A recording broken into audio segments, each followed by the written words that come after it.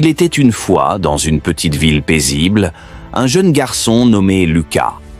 Lucas était brillant, plein de potentiel et nourrissait de grands rêves. Son ambition était de devenir médecin, mais il avait un problème majeur. Son esprit échappait constamment à son contrôle. Lucas manquait de discipline et ses pensées erraient sans fin, l'empêchant de se concentrer. À chaque fois qu'il s'assoyait pour étudier, il se laissait facilement distraire par son téléphone, les réseaux sociaux ou simplement ses rêveries. Il se disait souvent « Je vais étudier plus tard. Il me reste encore du temps. » Mais le plus tard ne venait jamais. Ses parents et ses enseignants, inquiets, tentèrent de le guider, lui expliquant l'importance de la concentration et de la discipline. Pourtant, Lucas n'accordait pas beaucoup d'attention à leurs conseils. Il pensait que l'intelligence seule suffisait pour réussir. Un jour, l'école de Lucas annonça les résultats d'un concours de bourse auquel il avait participé. Il s'était préparé avec beaucoup d'espoir, rêvant de décrocher la bourse qui lui permettrait de réaliser son rêve de devenir médecin. Mais lorsqu'il découvrit les résultats, il fut dévasté. Il avait échoué. Ses amis, qui avaient étudié avec sérieux et dévouement, avaient brillamment réussi. Ses enseignants, qui le félicitaient autrefois, le regardaient maintenant avec déception. Lucas se sentit honteux, mais pas parce qu'il manquait d'intelligence. Non, il savait au fond de lui qu'il avait gaspillé son temps. Ce soir-là, alors qu'il était assis seul, il réfléchit longuement à son échec. Il pensa à toutes les heures qu'il avait perdues à cause des distractions. Et c'est là qu'il comprit que l'intelligence seule ne suffisait pas. Sans discipline, le succès était tout simplement impossible. Décidé à changer, Lucas prit la décision de demander conseil à quelqu'un qui avait maîtrisé la discipline. Il avait entendu parler d'un moine sage vivant à l'extérieur de la ville. Ce moine, selon les rumeurs, était un homme ordinaire qui avait transformé sa vie grâce à une discipline mentale stricte. Le lendemain matin, Lucas se rendit au monastère où résidait le moine. Là, il trouva le vieux moine en train de méditer sous un arbre, son visage rayonnant de calme.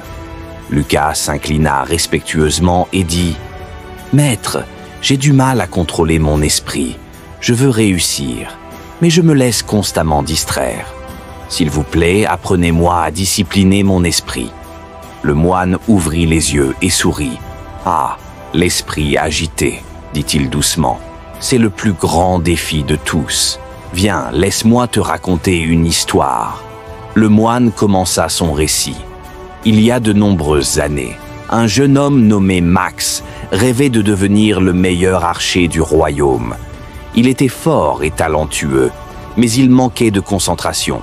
Son esprit était toujours distrait. Un jour, il se rendit auprès d'un maître de tir à l'arc très réputé et lui dit « Je veux être le meilleur archer.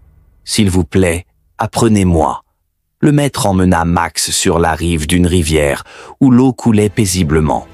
Il lui tendit un arc et une flèche, lui demandant de tirer sur une feuille flottante dans l'eau.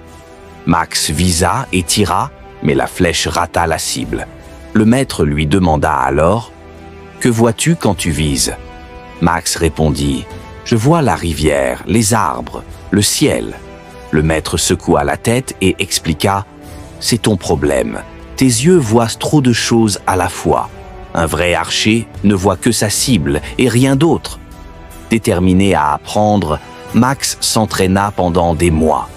Il apprit à concentrer son esprit uniquement sur la cible, ne laissant aucune distraction l'envahir.